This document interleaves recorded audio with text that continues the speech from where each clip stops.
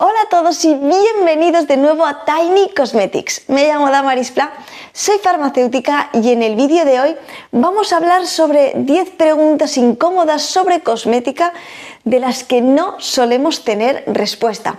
He estado recogiendo muchas de vuestras preguntas, tanto en redes sociales, preguntas que me habéis hecho en los vídeos y preguntas en general sobre cosmética que no suelen tener una respuesta clara, que nos pueden generar dudas. Por ejemplo, ¿realmente los productos antiarrugas son efectivos? ¿Pueden eliminarnos las arrugas? ¿Los productos que son más caros son mejores que los que son más económicos? ¿Todos los productos que están destinados para tratar la celulitis realmente pueden eliminar la celulitis? Estas preguntas y muchas más vamos a responderlas en este vídeo para intentar resolver todas estas dudas. Así que si quieres saber toda esta información y poder contestar así a todas estas preguntas, quédate conmigo para descubrirlas. ¡Que empezamos!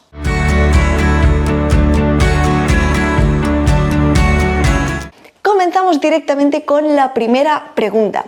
¿Los productos cosméticos caros son mejores que los baratos? Lo primero y lo más importante que tenemos que tener en cuenta es que el precio no es sinónimo de calidad en cuanto a la eficacia del producto. Y es que tenemos que tener en cuenta que muchas marcas de lujo invierten mucho en el marketing, en el packaging, en estas experiencias sensoriales que podemos tener al utilizar sus productos, etc. Por lo tanto, lo que realmente tenemos que tener en cuenta cuando escojamos un producto es, en primer lugar, la concentración y la combinación de los activos que contiene. En segundo lugar, la tecnología que se ha utilizado para la formulación de estos productos. Los activos están encapsulados, cómo se han estabilizado estos activos, etc.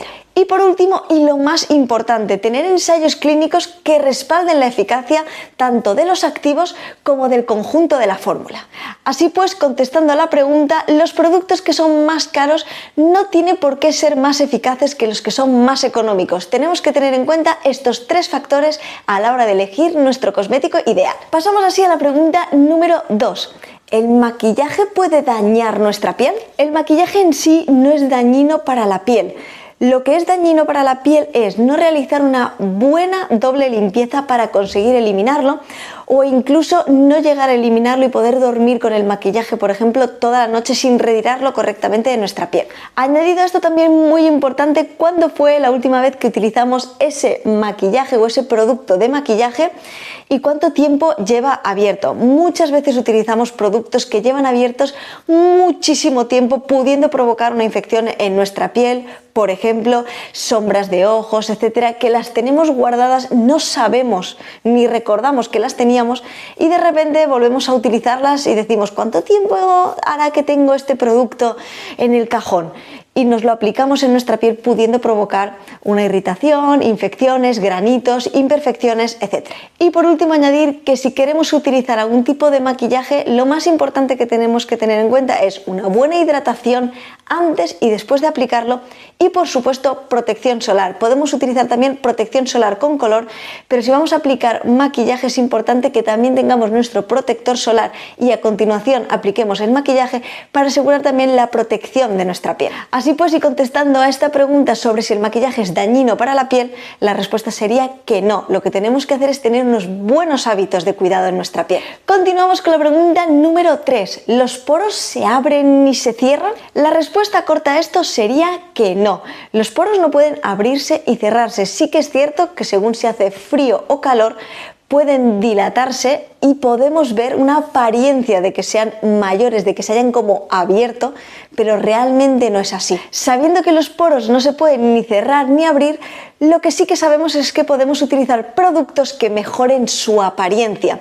Y en este caso tendríamos fundamentalmente los exfoliantes químicos, como por ejemplo el ácido salicílico, entre otros. En la pregunta número 4 encontramos la gran pregunta: ¿los productos que están destinados a ser antiarrugas realmente pueden eliminar las arrugas? Lo que pueden hacer nuestros cosméticos en las arrugas es mejorar su apariencia e incluso podríamos llegar a prevenir la aparición de alguna de ellas, pero no podemos eliminarlas. La única manera que tenemos para intentar eliminar estos pliegues en nuestra piel, estas arrugas, sería utilizando tratamientos como la radiofrecuencia, el láser o también el Botox. Llegamos a la pregunta número 5, una pregunta que también he visto en muchísimos y me habéis preguntado en muchísimos de mis vídeos, y es si los champús sin sulfatos son mejores que los champús que contienen sulfatos en su composición. Lo primero que tenemos que saber aquí es que hay unos compuestos que recaen sobre el nombre de agentes de limpieza,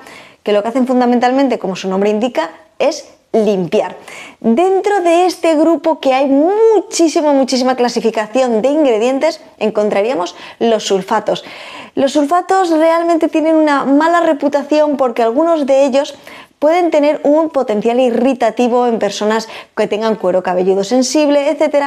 Y también, por otro lado, pueden resecar un poco, en este caso, nuestro cabello, sintiéndolo pues más áspero, que se rompe más fácilmente, etc.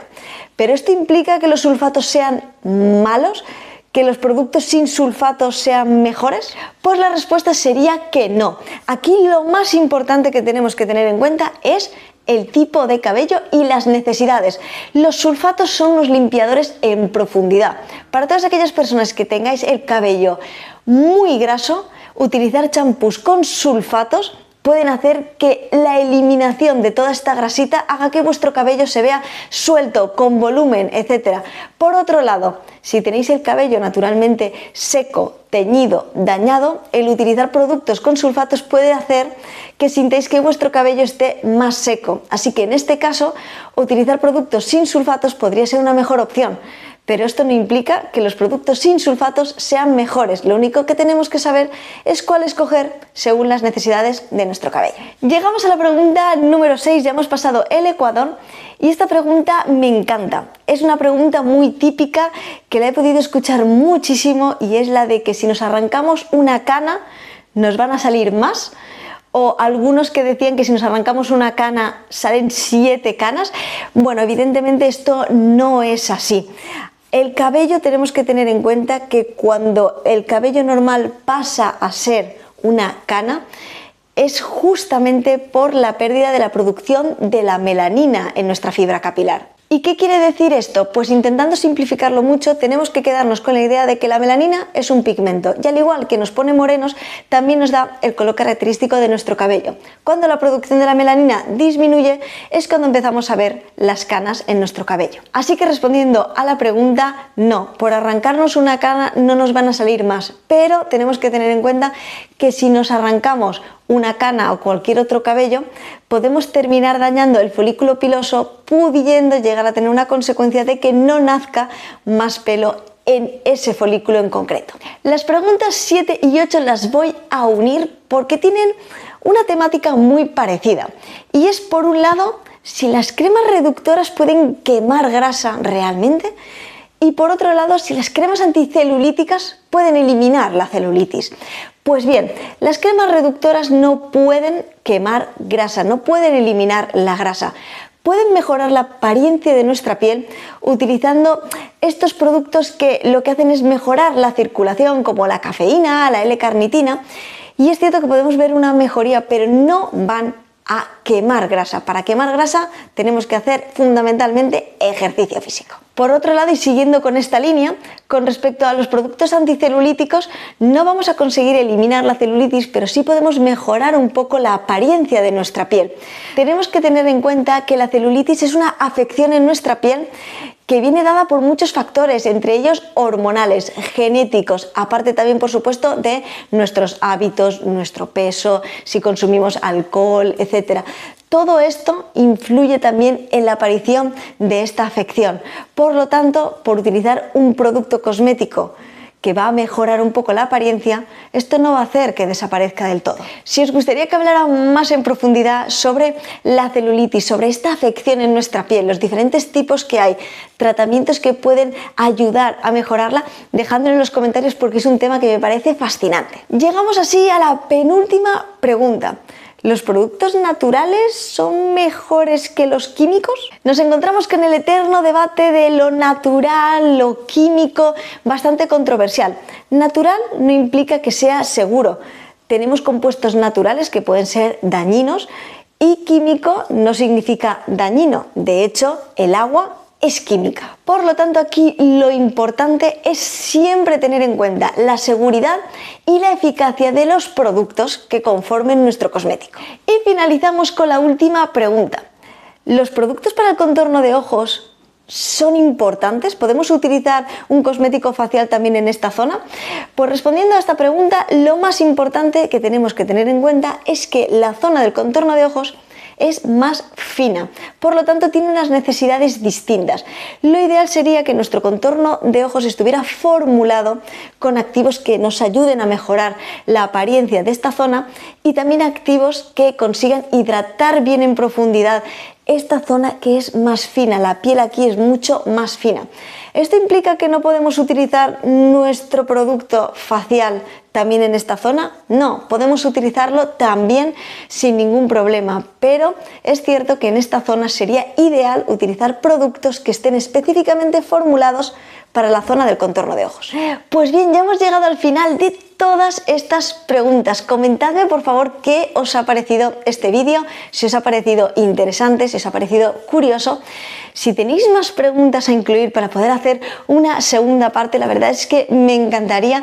Me ha gustado mucho poder hacer también este vídeo, compartir este tipo de contenido que no es tanto de hacer análisis de productos, de todos sus ingredientes, sino hablar un poco en general de las preguntas y las dudas que realmente todos en algún momento nos hemos planteado si serían verdad o no.